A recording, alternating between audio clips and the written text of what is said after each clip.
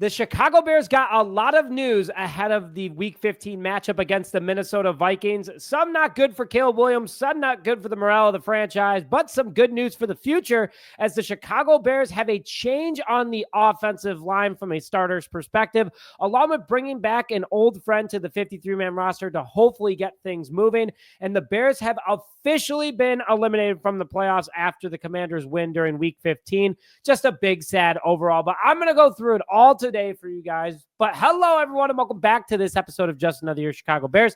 My name is Nick Brody, and as always, thank you for tuning in. Now, before I begin today's show, hit that like button to help wish rookie Kiran Amegadjie good luck against the Minnesota Vikings as he'll be getting playing time against them, along with commenting good luck to help cheer on the rookie, and subscribe to the channel if you haven't already to stay up to date on all Chicago Bears news and notifications. You do all three of those, like this video, subscribe to the channel, and comment on the video. You automatically enter to win a custom Chicago Bears jersey of your choice. Winner will be announced on Tuesday. So the news that kind of kicked things off over the last couple of hours is that the Chicago Bears starting left tackle Braxton Jones, who has been suffering concussion-like symptoms since last week's game, has been knocked out of Monday's lineup against the Minnesota Vikings. This is the fifth Chicago Bear this season to miss playing time due to a concussion, which is scary, and I hope that the NFL is looking into this situation, especially from a protection perspective for the Chicago Bears players and player safety as a whole across the entire league, as this is a major concern for the NFL and why less and less people are playing football.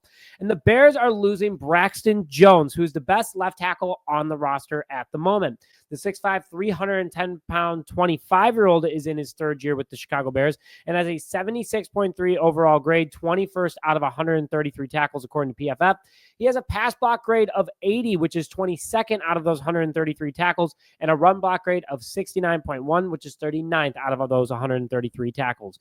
Jones has played in 695 snaps this season, accounting for 7 penalties and 5 sacks allowed, 110th out of all 133 tackles, by the way, so he is not good in that category, along with allowing 2 quarterback hits, 26 total pressures, and overall inconsistent, which is why he's lucky as a mobile quarterback like Caleb Williams, because those stats would probably be a lot worse.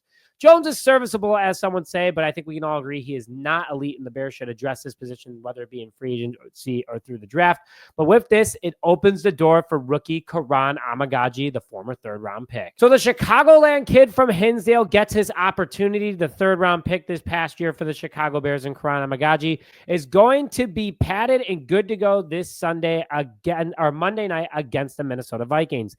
This is huge because clearly this offensive line needs some sort of hope at the moment that isn't Darnell Wright, who is the only promising factor for the Chicago Bears offensive line future, which is great. And hopefully Kiran Amegadjie can do the same because we wanted to address the trenches. Well, we used a third-round pick on him, and that's definitely something big for Ryan Poles, and hopefully will be a big plus for Caleb Williams in protection.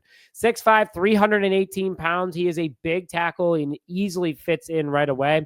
He does have very little game experience, though, and when he has been in, he has struggled a little bit. But hopefully the rust is off. He's gotten a lot more playing time over the season since he's been officially active since after the Commanders game.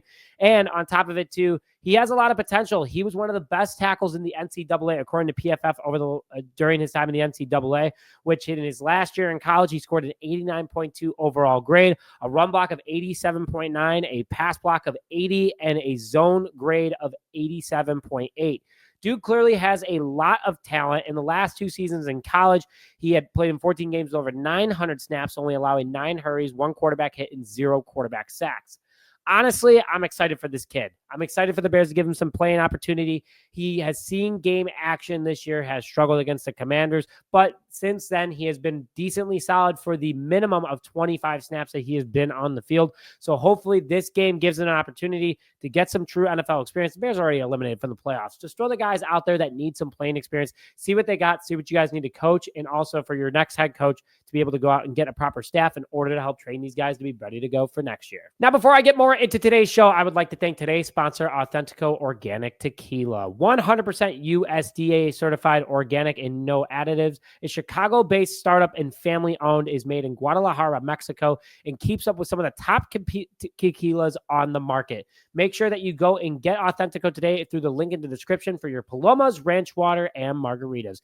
Don't miss out and enjoy the holiday season with Authentico. So then the other news from today from the Bears roster perspective is that they brought back running back Darington Evans to the 53-man roster. The 26-year-old is 203 pounds and stands at 5'10", played at Appalachian State, and was a third-round pick in 2020 by the Tennessee Titans.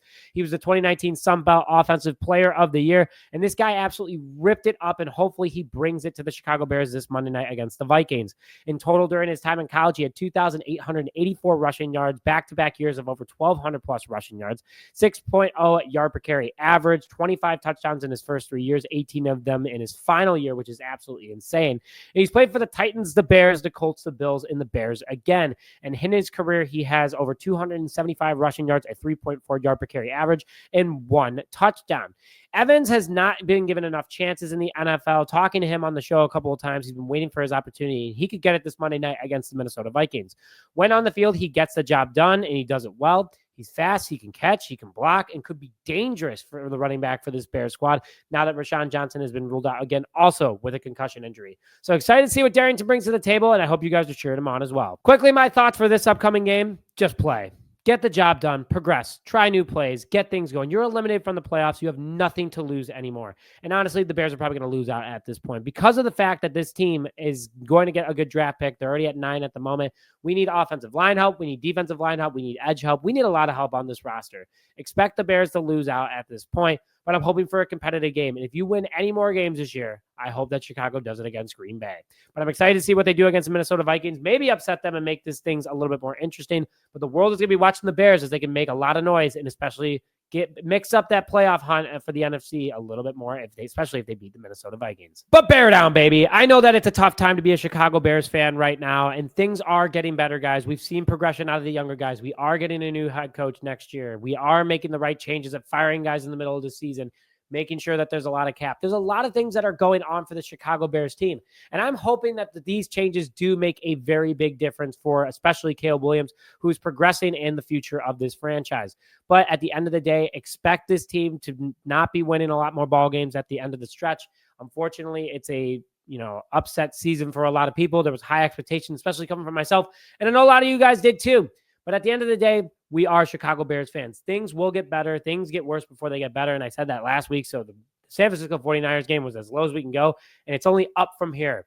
Let's go out and play Minnesota. Let's play a good game. And hopefully, if the Bears can pull off an upset, I think our morale will be a little bit higher, especially the holiday season.